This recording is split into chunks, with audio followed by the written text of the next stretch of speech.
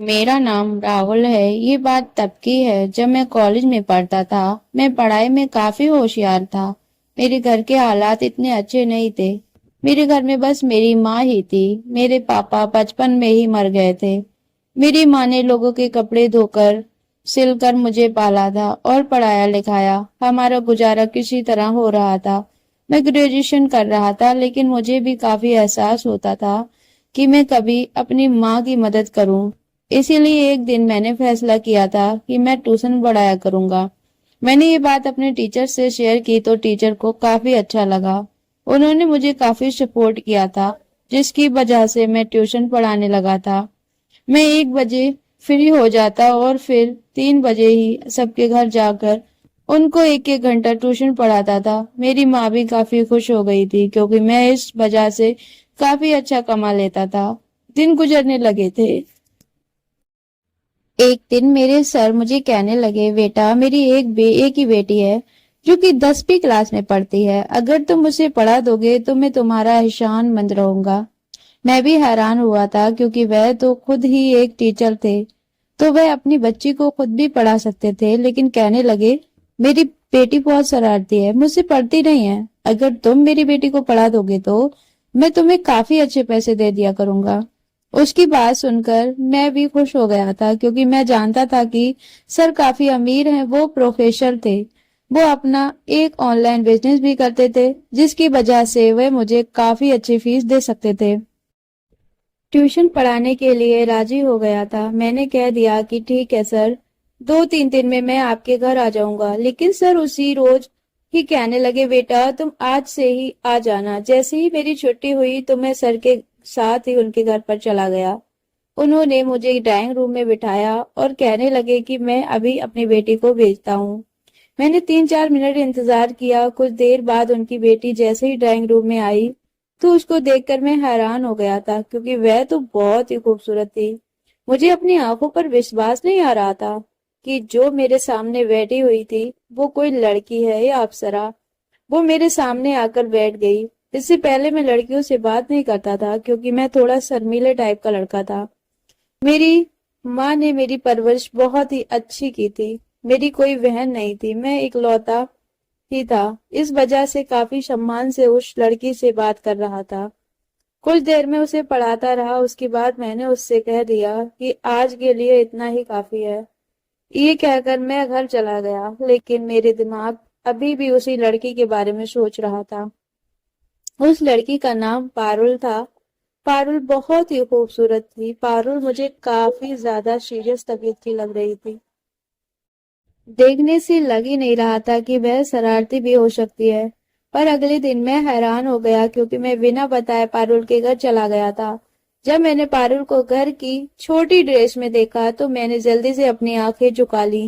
वह अपने फ्रेंड्स के साथ खेल रही थी। मैंने उसे बस एक ही नजर देखा था, लेकिन उसने जैसे ही मुझे देखा जल्दी से अंदर चली गई। कुछ ही देर बाद मेरे पास पढ़ने के लिए आई।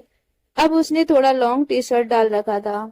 इससे पहले तो उसने बहुत ही मिनी टॉप पहन रखा था। कहने लगी, कल मेरा टेस्ट है। मैंने उसे टेस्ट की तैयारी करवाई और उसे वर्न वार्न किया कि तुमसे इस टेस्ट में बहुत अच्छे नंबर लेकर आना है, क्योंकि मैंने तुम्हें बहुत अच्छी तैयारी करवाई है।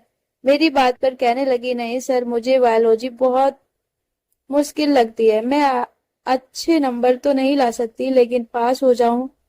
उसकी बात पर मैं हैरान हो गया था। पर इससे पहले कि वह रो देती, मैंने उसे कहा, चलो ठीक है, लेकिन अगर तुम फेल हो गई तो फिर? वो कहने लगी, फिर सर आप मुझे कोई भी सजा देना, मुझे मंजूर है। उसकी बात में मैं शरारती अंदाज में मुस्कुराने लगा। मैंने कह दिया, ठीक है, अगर तुम फेल हो गई तो मैं तुम्हें सजा दूंगा। अब मैं उसका इंतजार करने लगा कि कब वह टेस्ट में फेल हो जाए, मैं उसे कोई सजा दे सकूं। ना जाने क्यों मुझे पारुल को तंग करने में काफी मजा आने लगा था। फिर अगले दिन भगवान ने मेरी सुन ली और वह टेस्ट में फेल हो गई थी।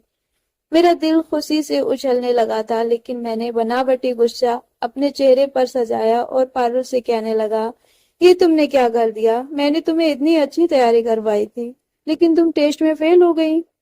वो कहने लगी, सर आप मुझे जो भी सजा दें मुझे मंजूर है, पर मुझे पढ़ाया हुआ सब कुछ भूल गई थी। मैं क्या करती, मुझे बायोलॉजी बहुत मुश्किल लगती है। वह बहुत मासूमियत से मुझे कह रही थी। मैंने उससे कहा कि मैंने तुमसे कल क्या कहा था। कहने लगी, आपने यही कहा था कि अगर मैंने टेस्ट अच्छा नहीं दिया और मैं फेल हो गई तो आप मुझे सजा देंगे। मैंने उसे कहा, ठीक है, फिर क्या सजा चाहिए।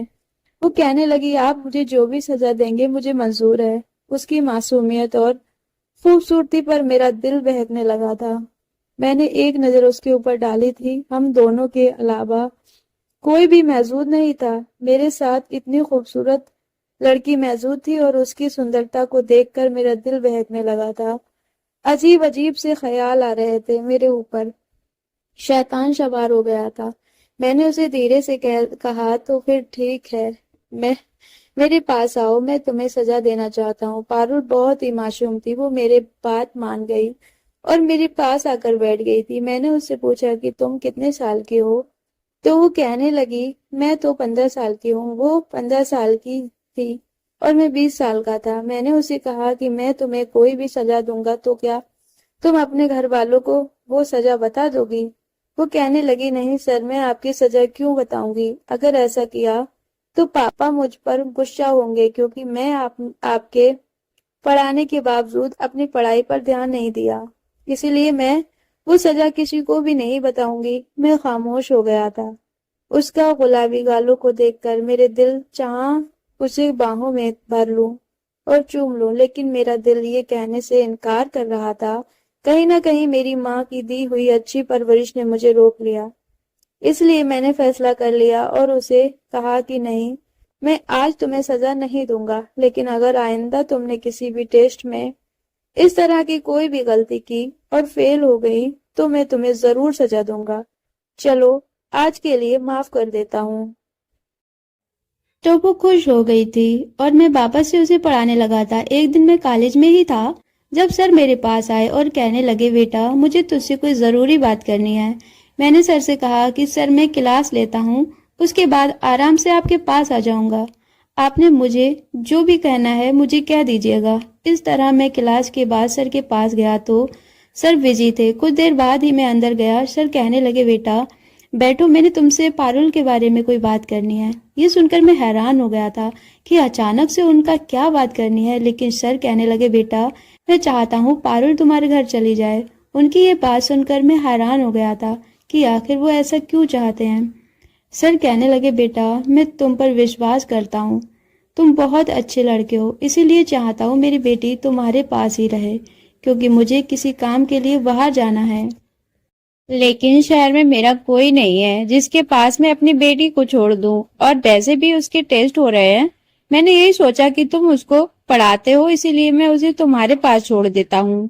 तुम्हारे घर पर तुम्हारी माँ है, उसका ख्याल रख लेगी। मैंने सर की बात सुनी तो मैं हैरत में डूब गया था कि मैं क्या फैसला करूं, लेकिन मैंने सर को कह दिया, सर कोई बात नहीं है, आप अपनी बेटी को मेरे घर पर छोड़ सकते हो, मैं उसको घर पर ही पढ़ा दूंगा। लेकिन अंदर से मेरा दिल कहीं ज्यादा परेशान हो रहा था, क्योंकि मैंने बहुत मुश्किल से फैसला लिया था कि ऐसा कैसे हो सकता है कि मैं अपने दिल को, पारुल को अपने ही घर में देखकर कैसे संभाल सकता हूँ। इतनी खूबसूरत लड़की मेरे पास मेरे साथ रहने वाली थी, लेकिन फिर मैंने माँ का सोचा कि वह तो घर पर मौजूद होगी, मैं उसे अपनी माँ के पास से सुला दिया करूंगा। यही सोचकर मैंने सर को हाँ कह दी थी। फिर सर मुझे अपने साथ अपने घर ले गए। सर ने शायद पारुल को पहले ही फोन करके कह दिया था कि तैयार रहना। उसके साथ एक छोटा बैग था। पारुल काफी उदास थी। सर उसे समझाने लगे, बेटा देखो, अपने टीचर को तंग नहीं करना है। अब ये आपके पढ़ाएंगे, इनकी माँ आपका ख्याल रखेगी। मैं इन पर भरोसा कर रहा हूँ, लेकिन तुम बहुत शरारती हो। मुझे डर है कि कहीं तुम राहुल को तंग ना करो और वह तुम्हें डांट ना दे, इसीलिए मैं चाहता हूँ कि उन्हें तंग मत करना और वह जैसा पढ़ाएं वैसा ही पढ़ना। वो जो कहें वैसा ही करना, जो वो कहें वही बात मानना, जो तुम्हारे सर कहें। पारुल कहने लगी, ठीक है पापा, मैं सर को शिकायत का मौका कभी नहीं दूंगी और सर को तंग भी नहीं करूंगी। इस तरह मैं पारुल को अपने घर में लेकर चला गया था। माँ ने उसे देखा तो वह बहुत हैरत हो गई। वो माँ कहने लगी, इधर आओ बेटा, मुझे तुमसे कोई बात करनी है। मैं माँ के रूप में चला गया। माँ कहने लगी, बेटा तुमने ये क्या कर दिया? तुम जानते हो ना तुम्हारी कजिन की शादी है जहाँ मुझे भी जाना है। वो शादी दूसरे शहर में है, मैं 3-4 दिन बाद ही आऊंगी। और अब तुम पारुल को लेकर आ गए हो तो अब वो अकेली कैसे रहेगी? माँ की बात सुनकर मेरे दिमाग में आया कि मैं तो भूल ही गया था कि उनको शादी में जाना है। अब मैं क्या करता? मुझे काफी अजीब लग रहा था, लेकिन मैंने खुद को समझाया। माँ को कहने लगा, अब समस्या का हल निकालो। अब ऐसा नहीं हो सकता कि पारुल को वापस भेज दूं, क्योंकि पारुल के पापा चले गए हैं और अगर मैंने सर को अब इनकार किया तो उनको अच्छा भी नहीं लगेगा। इसलिए ऐसा करते हैं कि आप शहर चले जाइए, मैं पारुल को संभाल लूंगा। वो बहुत अच्छी बच्ची है, मुझे कोई दिक्कत नहीं होगी। माँ कहने लगी, नहीं नहीं नहीं, ऐसा नहीं कर सकते, मोहल्ले के लोग बातें बनाएंगे। मुझे गुस्सा आ गया। मैंने कहा, माँ आप मोहल्ले वालों के बारे में कब से सोचने लगी और मोहल्ले वालों की बातों पर कब से विश्वास करने लगी? मोहल्ले वाले तो न जाने क्या क्या कहते हैं। आपको अपने बेटे पर भरोसा नहीं है? आप ऐसा करें, आप आराम से शादी में जाएं, सब कुछ मुझ पर छोड़ दें, अपने बेटे पर छोड़ दें। आपकी परवरिश पर कभी दाग नहीं लगने दूंगा। मेरी माँ को मुझ पर विश्वास था और मुझ पर विश्वास करते हुए वापस शादी में चली गई। अब इस घर में मैं था और मेरे साथ पारुल थी। वो मुझसे पूछने लगी, सर आपकी माँ कहाँ गई है? मैंने कहा, उन्हें बाहर कुछ काम से रात को जाना था, रात तक आ जाएगी। मैंने उसे कुछ भी नहीं बताया और यही कहा कि माँ काम से गई है, वो जल्दी ही वापस आ जाएगी।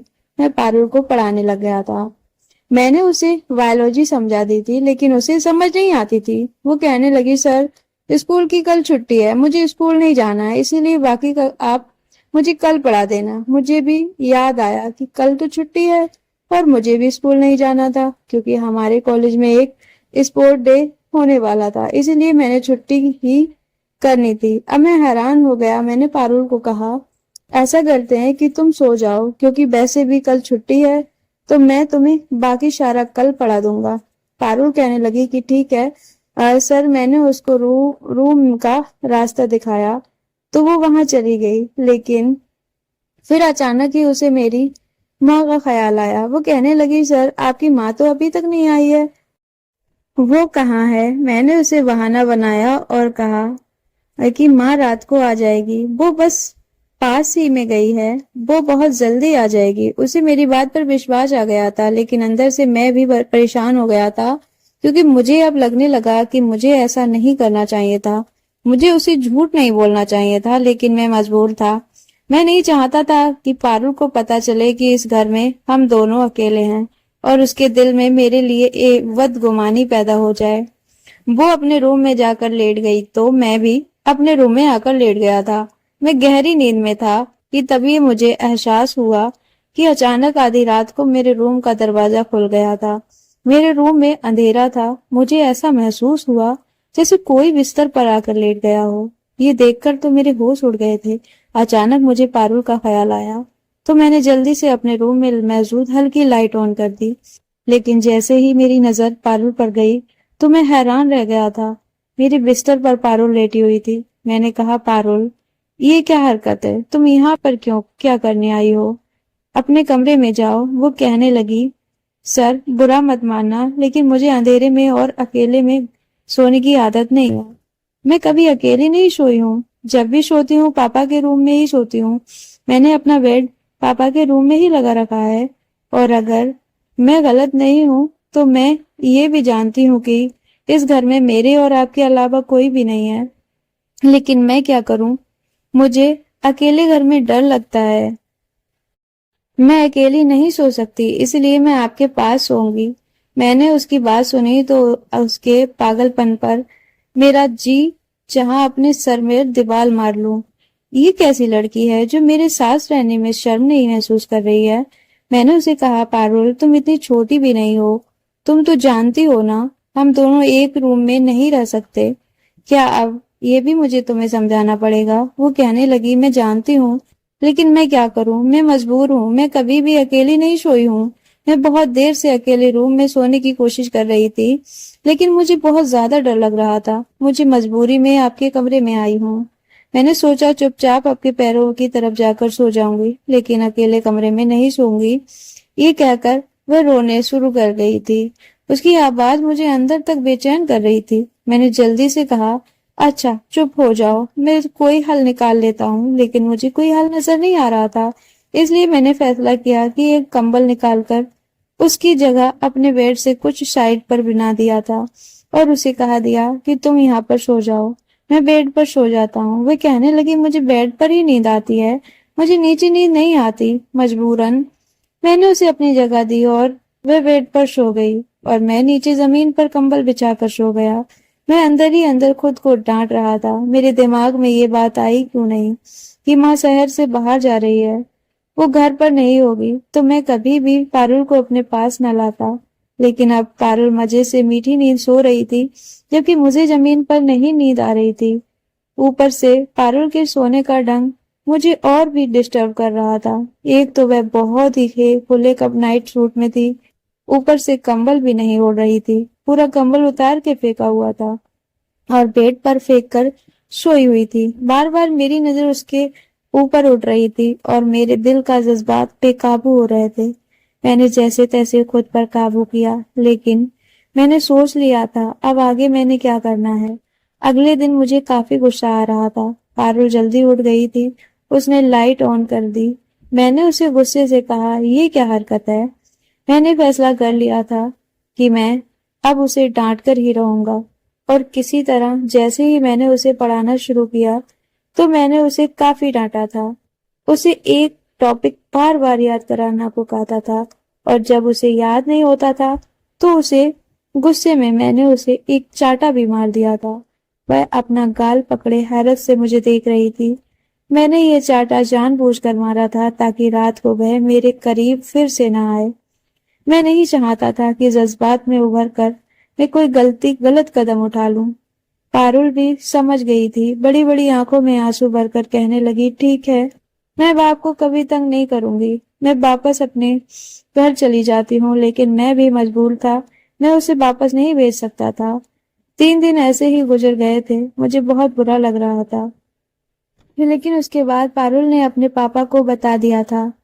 लेकिन सर ने मुझे कुछ भी नहीं कहा था। वो तो बल्कि शर्मिंदा थे और कहने लगे कि मैं माफी चाहता हूँ। मैं जानता था मेरी बेटी शरारती है, वो कोई ऐसी हरकत जरूर कर देगी।